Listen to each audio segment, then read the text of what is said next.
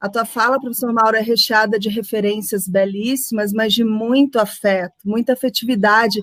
E a gente está aqui nesse fórum com alunos, mas também com alunos que já são professores, né? Eu queria que você falasse, então, professor Mauro, como que eles, como professores, podem conquistar essa abertura ao aprendizado, se doando como pessoas? E se me permite, antes, professor Mauro, rapidinho, eu queria, e tô com a pulguinha atrás da orelha aqui, porque, veja, aproveitando o gancho do que a professora Maíra acabou de dizer aqui, como fazer isso, e mais ainda, como fazer isso em um tempo como o nosso, de uma pandemia. Eu estou falando de lembranças de um tempo de uma educação presencial, de um contato afetivo, mas o professor Mauro consegue transmitir isso numa tela de uma câmera do meu celular aqui. Então, como é que nós podemos transformar esse momento tão tenso também nesse encontro afetuoso? Excelente. As duas questões são ótimas. Agradeço a generosidade e a simpatia das palavras de vocês. Eu vou começar a responder por um caso trágico. Então, eu digo isso para dar essa ruptura e logo depois eu reinstalo o sentido da nossa conversa. Pessoal, há um dos filmes mais tristes que eu já assisti na minha vida. Esses dias conversava com o Djalma sobre isso. O filme é de 2003 e se chama Miss Violence. É um filme grego que se passa não nas ilhas paradisíacas gregas, não se passa em Santorini, né? Não se passa em Mykonos, se passa num bairro de Atenas e é um filme sem cor. Sem cor no sentido assim, é um filme cinzento, porque logo anuncia uma espécie de tragédia que virá.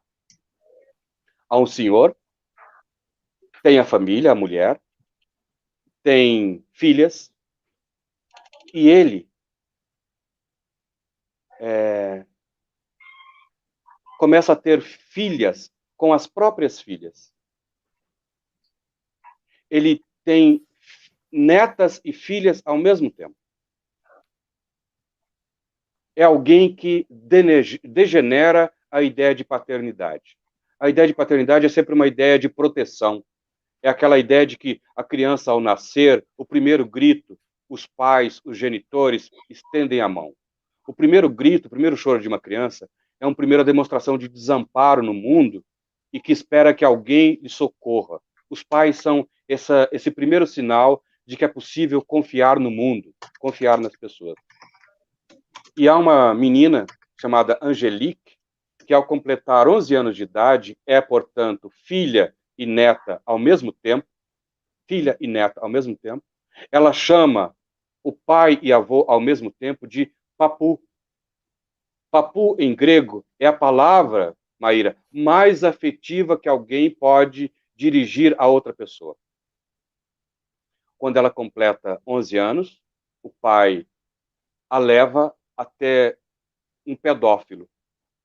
E ela é obrigada... Primeiro ele compra um sorvete, ela toma o sorvete, porque é o dia do aniversário dela, e ele porta a menina até a casa de um pedófilo. Ela passa a noite na casa do pedófilo, depois volta ao lado do papu, ao lado do pai e avô, para casa. No dia seguinte, ela não consegue mais chamar de papu.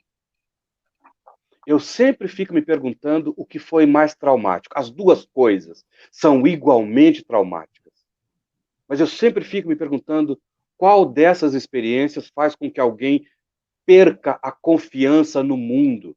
Perder a confiança na outra pessoa muito próxima é perder a confiança no mundo.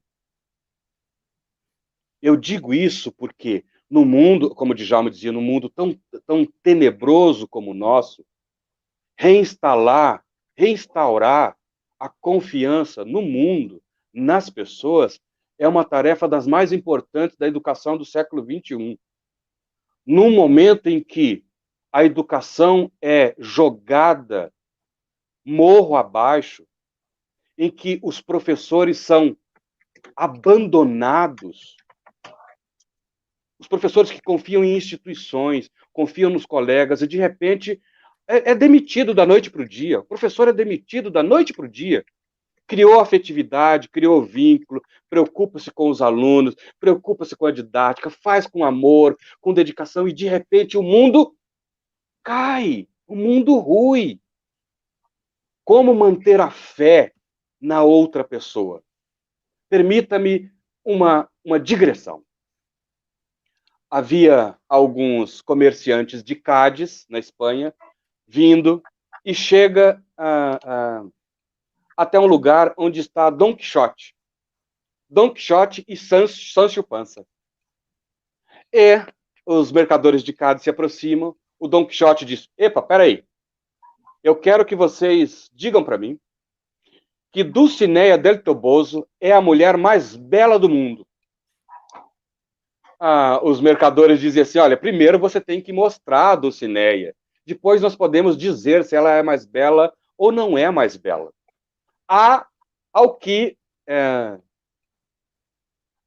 o cavaleiro responde: se vocês virem, de nada importa. É preciso que vocês creiam que ela é bela sem a ver. Eu acho que aí está o núcleo daquilo que a gente deve entender como educação. Porque o que a gente vê é escola dilapidada, é professor mal pago, professor demitido, pais mobilizando todas as suas forças contra os professores que atribuíram uma nota inferior num trabalho de casa.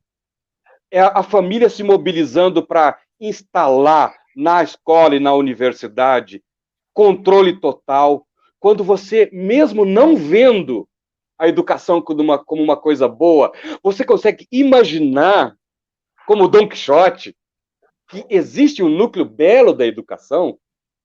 Eu acho que é isso que faz com que a gente pense no retorno. A gente, assim, eu vejo aqui em Estado de São Paulo, acho que tem também, falando muito sobre a segurança milimétrica do distanciamento dos alunos e dos docentes na sala de aula. Como se a educação fosse uma espécie de higienização do espaço físico. Eu acho que não. Acho que a educação é outra coisa. É outra coisa. É claro, alguém vai dizer assim, mas tem que se preocupar com isso? Tem, mas não pode ser a primeira coisa. Não pode ser o primeiro elemento. Se a gente ficar focado nisso, a gente perde o nosso senso de educação e a nossa bússola, ela fica sem rumo, literalmente sem rumo. E daí a pouco, nós vamos parar na ilha de Proteu, em que a gente quer se esconder das pessoas e não queremos mais ver ninguém. É preciso que a gente pense no reencontro como aquele lugar que recria a confiança no mundo. Abre-se um parênteses. Há um filósofo francês que eu gosto muitíssimo, foi preso no campo de concentração na Segunda Guerra Mundial. O nome dele se chama Jean Améry. O nome é Hans Mayer, mas ele adotou um anagrama chamado Jean Améry. Ele foi preso pela Gestapo. Ele sabia que ele ia ser torturado.